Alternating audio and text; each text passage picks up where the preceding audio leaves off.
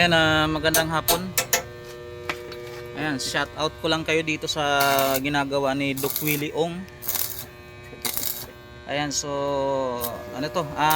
Under chassis, mga ano, mga yung mga chassis na bulok na diyan. So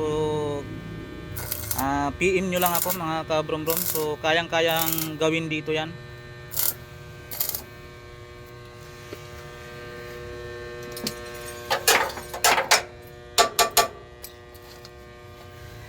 Ano, Doc Willie? Oh. Ito tangke. Ito bukas ganda kamit. Saka ginamiring pa ito bukas ng mga. Sabi sa namin kahal bukas. Okay, so ganyan po ka husay yung ating manggagawa. Ayan, shout out sa may mga gustong magpagawa diyan ng ano, ng under chassis, ano, yung mga chassis na putol na, bulok.